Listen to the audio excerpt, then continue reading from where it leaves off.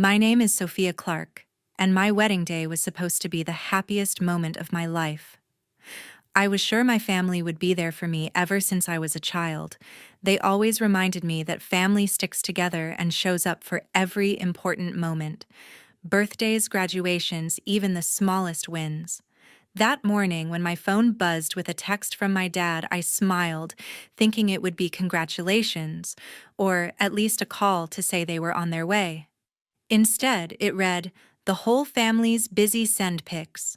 No warmth, no emojis, just a cold line that felt like a slap in the face. I waited for a follow-up to soften the blow, but nothing came. I tried to brush it off, telling myself they'd show up later. My fiancé noticed my forced smile but didn't push.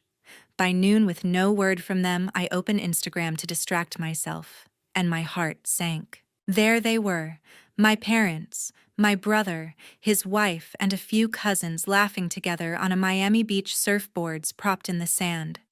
The caption read, "A perfect family day." Dozens of photos showed them riding waves, clinking drinks, and enjoying the day without a care in the world, not a single mention of my wedding. They had planned this trip weeks ago, choosing my brother's company over mine on the day I needed them most. I left a comment on the post with just one word: congrats. My hands shook, but my mind was clear about what I would do next. That night, I picked up my phone and made a call. 7 a.m. The next morning, my screen lit up with 32 missed calls. If it were your wedding day and your family skipped it to go on a vacation, ignoring you completely as if you didn't exist, what would you do? Share your thoughts in the comments. I'd really love to know. That call I made from the hotel room wasn't a spur-of-the-moment decision.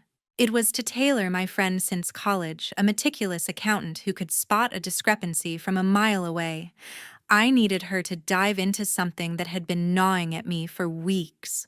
My brother had been dodging questions about the startup I'd bankrolled, a company organizing high-end yacht events in Miami, his grand plan to woo wealthy tourists and local elites. I'd trusted him, funneled over $200,000 into it over 2 years, believing his promises that it was on the verge of profitability.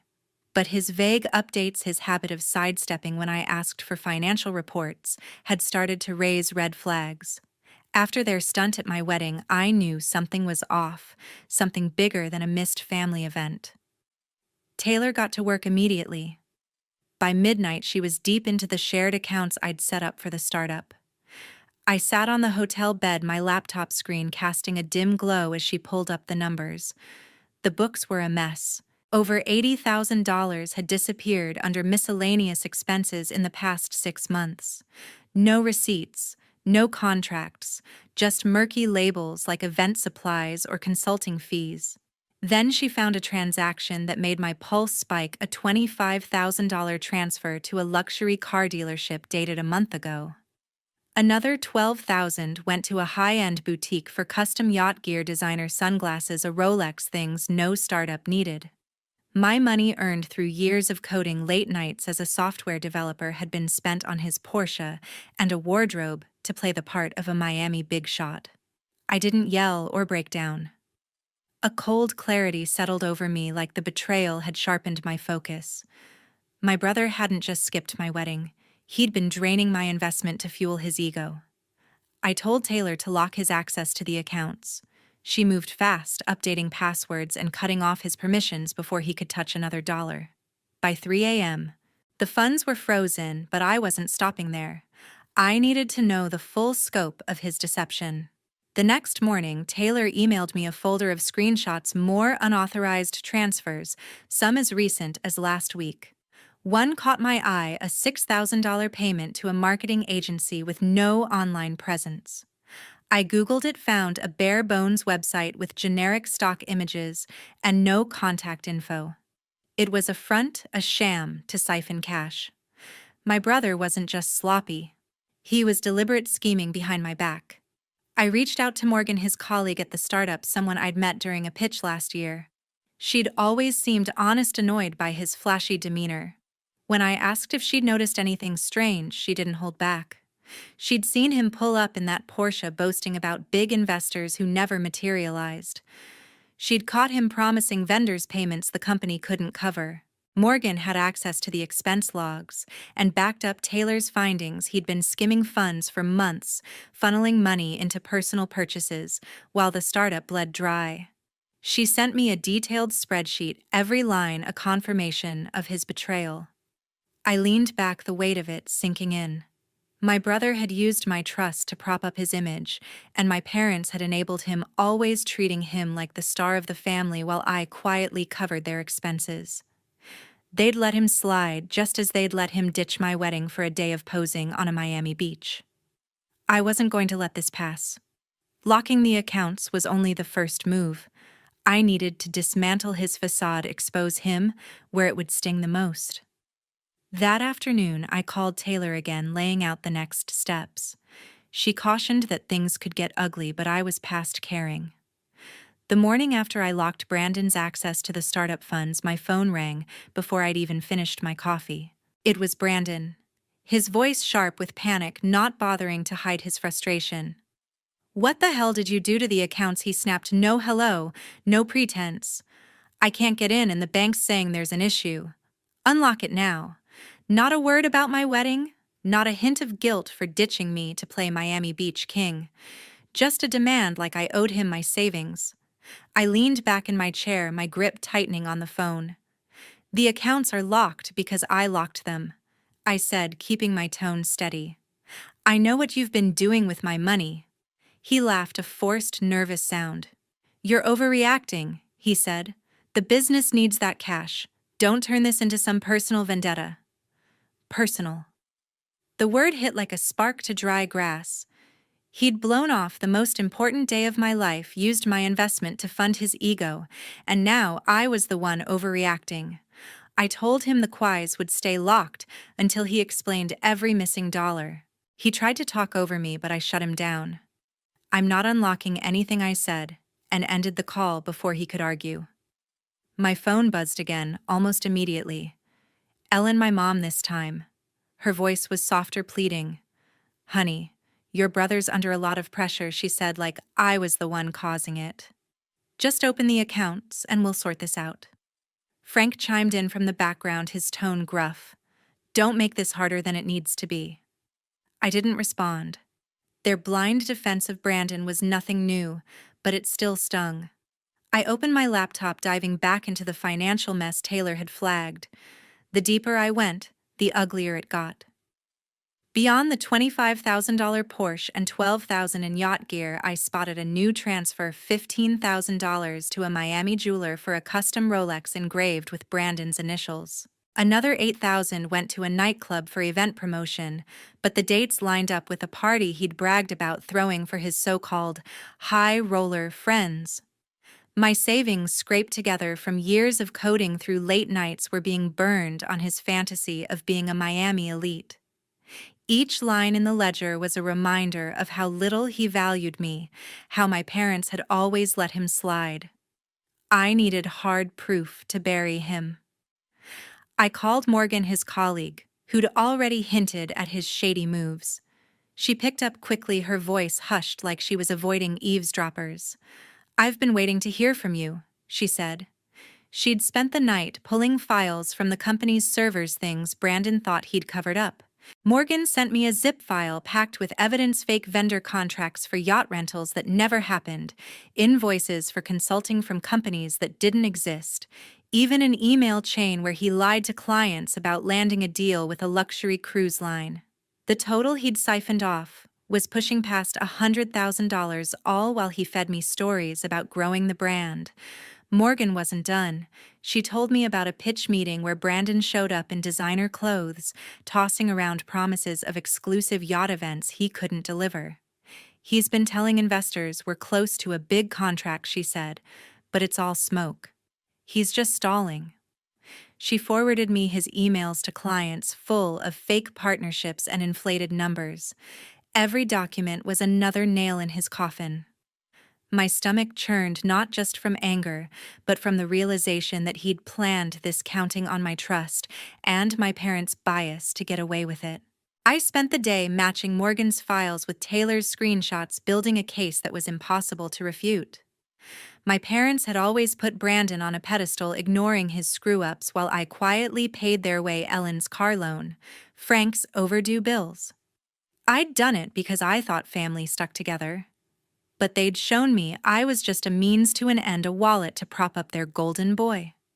Now I was done playing that role. I wasn't ready to face Brandon yet. I needed everything locked down airtight.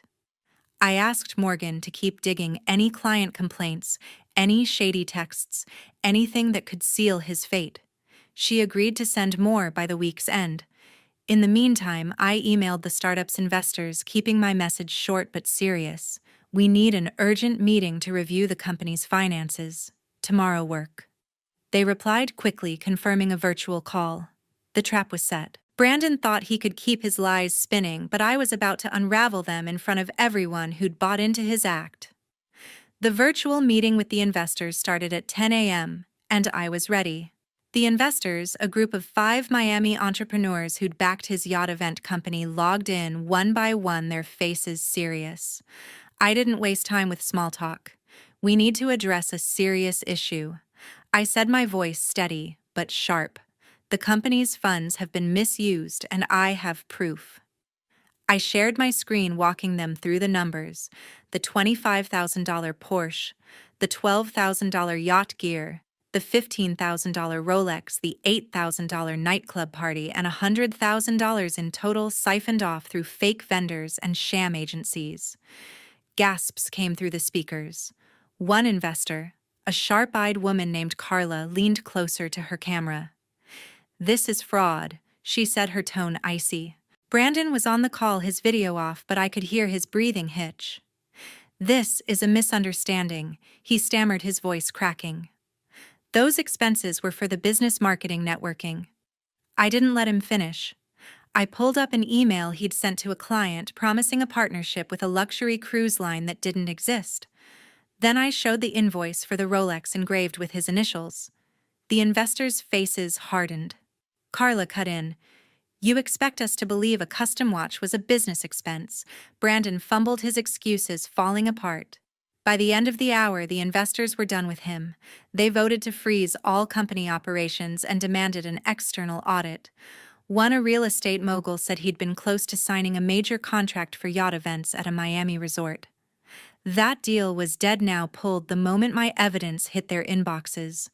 The fallout was immediate. Word spread fast in Miami's tight-knit business community. By noon, a local business blog had picked up the story, naming Brandon as the face of a troubled startup caught in financial mismanagement. His name was trending for all the wrong reasons.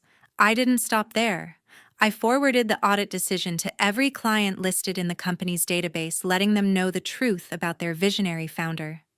Brandon's phone must have been blowing up, but he didn't call me. Instead, Grace, his wife, did. Her voice was shaky, not angry, but broken. "Is it true?" she asked. "Did he really steal from you?" I didn't soften the blow. I sent her the same files I'd shown the investors. An hour later, she texted me, "I'm leaving him. I can't do this anymore." By evening, I heard from a mutual friend that Grace had packed a bag and moved to her sister's place, leaving Brandon alone in their condo. That wasn't the end of it. My cousin Kaylee, always quick to share family gossip, got wind of the story. She'd been out of the loop, but when I filled her in, she didn't hesitate. She posted a vague but pointed message in the family group chat. "Some people think they can lie and get away with it, but the truth always comes out." She attached a link to the business blog, and the chat exploded. Aunts and uncles I hadn't spoken to in years started asking questions. "What did Brandon do?" one cousin demanded. Another sent a private message. "Did he really take your money?" Ellen tried to calm things down, typing, "This is a family matter. Let's handle it privately." But Kaylee wasn't having it. She replied, "Family doesn't steal from family." And the argument spilled into a flurry of messages, accusations flying between relatives who'd always tiptoed around Brandon's failures. Frank called me that night, his voice low and furious. "You're tearing this family apart," he said, as if I were the one who'd crossed the line. I didn't argue. I just said Brandon did that when he chose to steal from me. I hung up, my heart pounding but my resolve unshaken. The group chat kept buzzing, but I muted it. Kaylee texted me separately. "You did the right thing. They're just mad they got caught." Her words were a small comfort, but I wasn't looking for comfort. I wanted consequences. The next day, I got an email from the resort that had pulled the contract. They wanted to meet with me, not Brandon, to discuss salvaging the company without him. I hadn't planned on stepping into his mess, but the invitation gave me an idea. If I could take control, I could redirect the company's remaining assets every dollar Brandon hadn't already spent. I wasn't just exposing his lies. I was dismantling the life he'd built on my trust. And I wasn't done yet. The investors' decision to freeze the company's operations gave me the opening I needed. By the end of the week, I made my move. I contacted the bank and initiated the process to withdraw my entire investment from Brandon's yacht event company. Every dollar I'd poured in over 2 years, nearly $200,000. The paperwork was straightforward. As the primary investor, I had the right to pull out, especially with an audit looming. But I didn't just want my money back. I wanted to send a message. I directed half of the funds, $90,000, to a Miami-based charity focused on protecting the local coral reefs. It was a cause I'd always cared about, one Brandon had mocked as pointless, while he spent my savings on his Rolex and Porsche. The donation was public, announced on the charity's website with my name attached, not his. The irony wasn't lost on me. My money, which he'd treated as his personal slush fund, was now saving the ocean he'd exploited for his fake luxury brand. Brandon didn't take it well. I heard from Kaylee that he'd been forced to move out of his high-rise condo after Grace left him. With no job, no contract, and his reputation in tatters, he had nowhere to go but back to Frank and Ellen's modest house in a quieter part of Miami. Kaylee, always quick with updates, texted me a play-by-play. Brandon showed up with a single suitcase, his Porsche repossessed after he missed payments. Ellen wasn't thrilled. She'd expected him to bounce back to pull off another one of his so-called brilliant plans. Instead, he was eating their groceries, leaving dishes in the sink, and dodging chores like he was still a teenager. Kaylee overheard Ellen complaining to a neighbor, "He doesn't contribute a dime, just sits there moping about his company." The tension was thick, and it wasn't just about money. Frank, usually Brandon's biggest cheerleader, snapped at him for leaving the TV blaring all night. The house, once a haven for their golden boy, was turning into a pressure cooker. I stayed out of it, letting them stew in the mess Brandon had made. But Ellen didn't let it rest. A week after the donation hit the charity's website, she showed up at my apartment unannounced. I opened the door to find her standing there, her face a mix of exhaustion and desperation. "Sophia, we need to talk," she said, her voice softer than I'd expected. She stepped inside without waiting for an invitation, clutching her purse like a shield. "Your brother's struggling." She started, sitting on my couch. "He's lost everything, his home, his wife, his business. Can't you help him get back on his feet? Just a small loan, something to tide him over." Her eyes searched mine as if she could guilt me into forgetting what he'd done. I didn't flinch. "Ellen," I said. Using her name deliberately, he stole from me. He chose to lie to spend my money on cars and parties while I was planning my wedding. Why should I fix his mistakes? She bristled at my tone but didn't back down. "He's your brother," she said, her voice rising. "Family helps family no matter what. You pulling that money hurt him more than you know." I almost laughed. Hurt him? I'd been the one covering her car payments, Frank's credit card bills, even their utility costs when they fell behind. I'd done it without asking for a thank you, believing it was what family did. But they'd shown me family was a one-way street, Brandon's street. "He hurt himself," I said, my voice cold. "And you let him. You both chose him over me, even on my wedding day. I'm done bailing him out." Ellen's face tightened, her lips pressing into a thin line. She stood, grabbed her purse, and walked out without another word. The door clicked shut, and I felt a weight lift. Kaylee texted me later that day. "Ellen's telling everyone you're selfish," she wrote, "but half the family's on your side." The group chat was still simmering, with cousins debating whether Brandon had it coming. I didn't join in. I didn't need their approval. 2 weeks later, I got a call from Taylor. Her voice was urgent, almost disbelieving.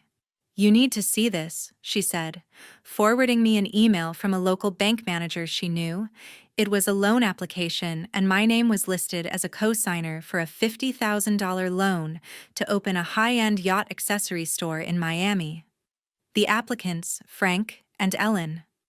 They'd used my professional reputation, my years as a software developer, with a clean financial record to back their pitch, claiming I'd agreed to support their new venture. They hadn't asked me, hadn't even mentioned it. The application included a forged digital signature, my name scrawled in a way I'd never sign. I felt a surge of anger, not just at their audacity, but at how low they'd stooped to prop up their crumbling world. I called the bank immediately, my voice calm but firm. "I didn't consent to this," I told the manager. "That signature isn't mine." She was apologetic, promising to flag the application as fraudulent and block it from moving forward. I asked Taylor to dig deeper to see if Frank and Ellen had tried this anywhere else. Within hours, she found another application at a different bank, this one for $30,000 again, listing me as a co-signer for the same yacht store idea.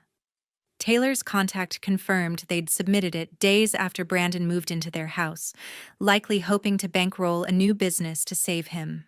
I sent formal letters to both banks denying any involvement and requesting a fraud investigation. The applications were dead in the water, and I made sure Frank and Ellen knew it. I emailed them a curt message: "I know about the loan attempts. They've been stopped. Don't try this again." The fallout hit Brandon hardest. The fraud investigations into the loan applications triggered a deeper look into his financial dealings with the yacht event company. Morgan, his former colleague, had quietly tipped off a regulatory agency about his fake contracts and inflated client promises. By the end of the month, Brandon was under formal investigation for financial fraud. A local news outlet caught wind, publishing a story about a Miami entrepreneur facing scrutiny for misusing investor funds. They didn't name him outright, but anyone in the know could connect the dots. His name, already tarnished from the business blog, became poison in Miami's entrepreneurial circles. Clients he'd once wined and dined stopped returning his calls. A former partner posted on LinkedIn calling him out for unethical practices without mincing words. Brandon's dream of being a Miami big shot was crumbling faster than he could keep up.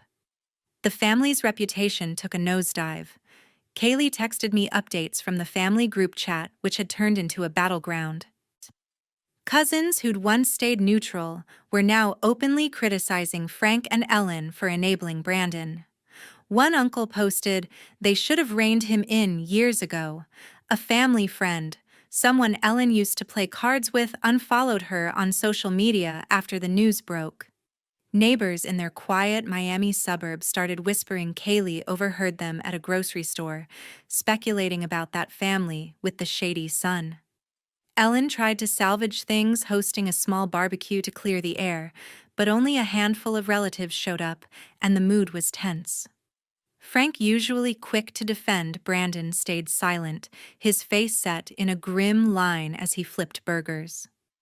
The family name, once respected in their tight-knit community, was now a source of gossip and side eyes. I didn't need to push harder, the damage was done. But I wasn't passive. I reached out to the charity I donated to, ensuring the $90,000 contribution was tied to a public campaign. They launched a press release praising my generous support for Miami's coral reefs, which got picked up by a local environmental blog. The contrast was stark. My name tied to something positive, theirs dragged through the mud. Frank sent me a text, his first in weeks. "You're destroying us." I didn't reply. He and Ellen had made their choice when they tried to use my name without asking, just as they'd chosen Brandon over me on my wedding day. Their desperation only confirmed what I already knew: they'd never seen me as more than a means to an end. 3 months after the fraud investigations began, the final pieces of my family's world fell apart. Frank and Ellen's house, the one I'd helped keep afloat with years of quiet payments, went into foreclosure. They'd missed too many mortgage payments, their savings drained by legal fees, and Brandon's endless debts. By spring, they were forced to sell, moving into a cramped rental apartment in a rundown part of Miami's outskirts. Kaylee sent me a photo of their new place, a faded building with peeling paint, a far cry from their old suburban home. Inside, she said the tension was unbearable. Brandon, now officially bankrupt, had nowhere else to go. His yacht event company was dissolved, its assets seized to cover unpaid vendors.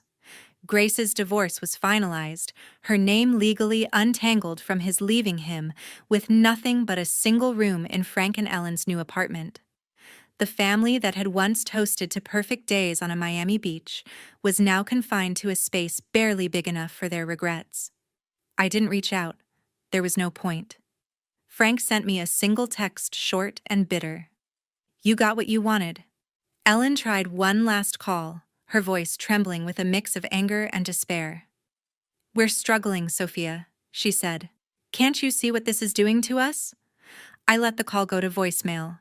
I'd heard their excuses before on my wedding day, when they chose Brandon's company over mine, when they defended his lies, when they tried to use my name to borrow money. Each time they'd shown me exactly who they valued. I wasn't going to play their game anymore. I deleted the voicemail without listening to the rest. Kaylee kept me updated, though I didn't ask for it. She said Brandon barely left his room scrolling through job boards, but too ashamed to face the Miami business scene that had blacklisted him.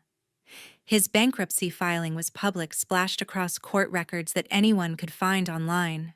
Former clients and investors had cut all ties, and even his old frat buddies stopped inviting him to their parties. Frank took a part-time job as a security guard, his pride swallowed as he worked long shifts for minimum wage. Ellen picked up extra hours at a discount store, her days spent ringing up customers while dodging questions from old friends who'd heard about their fall. The family group chat, once buzzing with plans and gossip, went silent. No one posted about barbecues or holidays anymore.